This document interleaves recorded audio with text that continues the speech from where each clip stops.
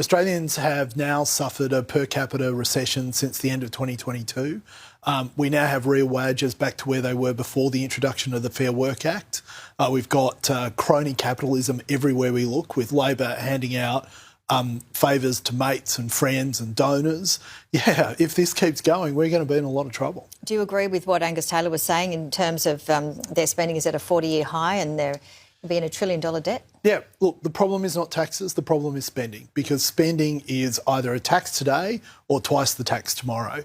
And under this government, you have seen spending massively out of control. And that's why productivity is going backwards, that's why your living standards are going down, that's why inflation is high. Look, there's only one place that inflation comes from, and that is Canberra. And they have delivered inflation over and over again, and we're all worse off because of it.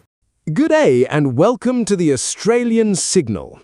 If you thought the only thing shrinking in this country was the size of a standard chocolate bar, think again. Our actual living standards are taking a massive dive, and it turns out our political landscape is shifting faster than a visual effects sequence. We are dealing with a situation where the economic pie is not just stagnant, it feels like the recipe has been completely rewritten behind closed doors. Now, before we unpack this absolute chaos, I need a quick favour. If you are loving this bold, unfiltered breakdown, let me see you hit that subscribe button right now. Over 94% of our viewers haven't yet. It is completely free, takes just a single second, and truly means the world to us. Thank you so much. Now, back to the show. But when they were speaking about we need change, wouldn't you say change has occurred in regards to people voting for parties like One Nation? So in Australian politics, there's the politics of distribution and grievance. So you've got something I want, I'm going to vote for that party that's going to take it off you and give it to me. One Nation and the Labor Party are the same. It's not the answer that Australia needs at the moment. It's not the answer that most Australians are looking for. What we want is a policy of abundance where we can grow the pie so there's more to go around for everyone. And that's what Angus is trying to say. That's the message he's trying to get across, and it's the message that Australians want to hear. Is that what Community Strong is wanting? We've got Zali Steggall on next hour. Well, look, it's funny. They say in politics that the key to success is authenticity. If you can fake that, you've got it made. How a political movement that was founded on the idea that all the problems in Australian politics is because of political parties, and what we needed was independents that would represent their communities and only their communities, can turn around and then form a political party, I don't see how they can remain authentic. You mentioned with One Nation that is potentially not the answer, but, I mean, there's polls after polls. This is not what people call a protest, potentially. We've got a long way to the elections, but if you look at the polling from today's Australian, we're looking at Victoria in particular. Yeah. They're leading the charge. Yeah, look, that Victorian poll surprised me because Jess Wilson is doing such a great job and Jacinta Allen is doing such a horrible job.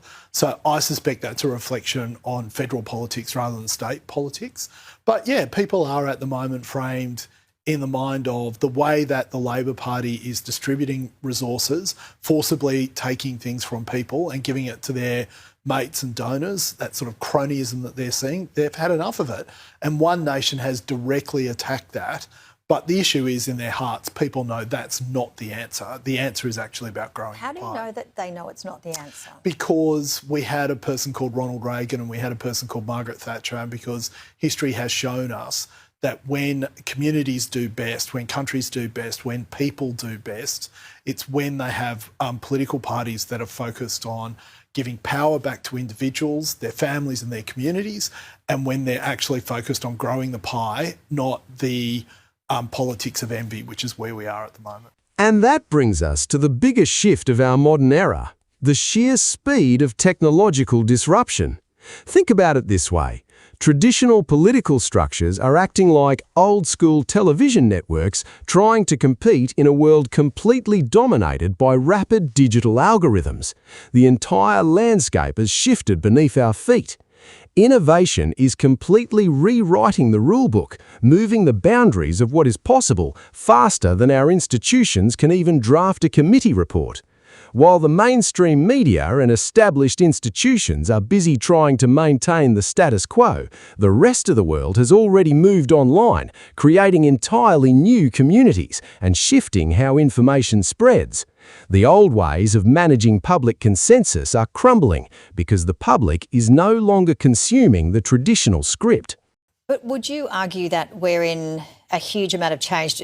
Just speaking to John O'Kersey in Washington, talking about AI and the Industrial Revolution, like this is a time that we are not going to experience for a long time. We've just had COVID, obviously. There's been huge change. There's more diverseness with TV, platforms, you name it. We can go on and on and on. So is this potentially breaking the trend that you're talking about? So the history of the world is that innovation continues to happen and it happens at a faster pace.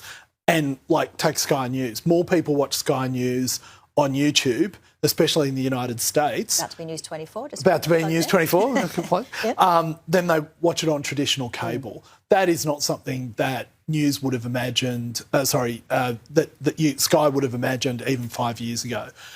Then you've got what SpaceX is doing, then you've got AI. What we do know about history is that all these things move the frontier of human capability and capacity out, and that creates a lot more work that's a lot more interesting.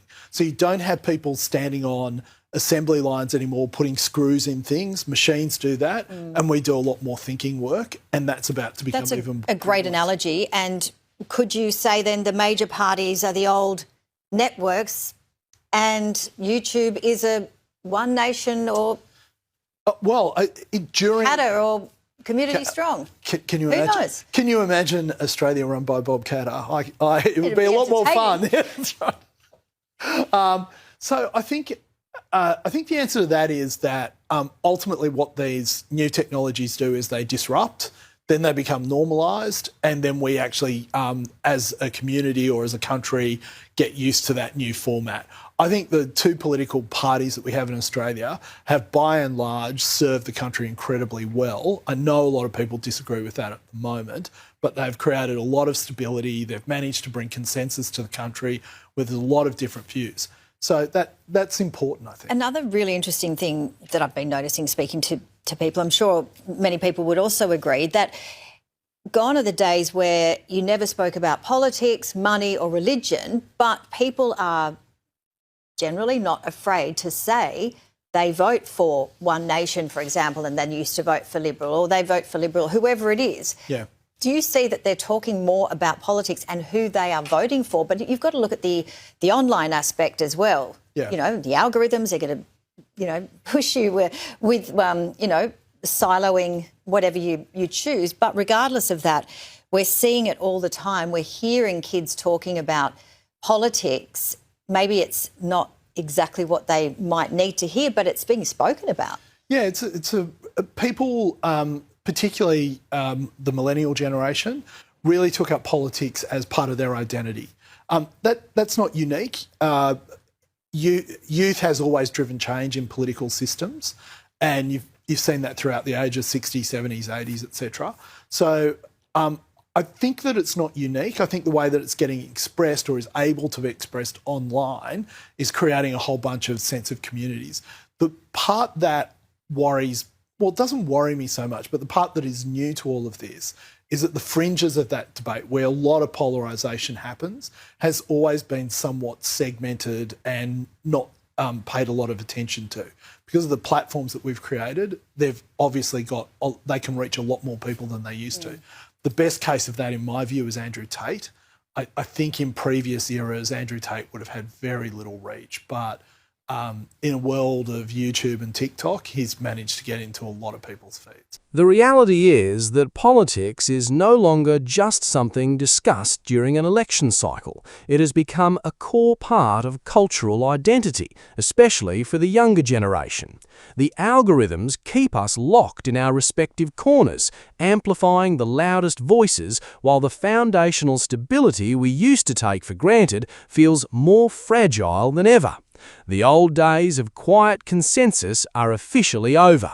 We are dealing with an entirely new frontier of information, deep fakes, and shifting digital realities that will test the very fabric of our society. Well, thank you for watching. Feel free to drop your opinion in the comments section below.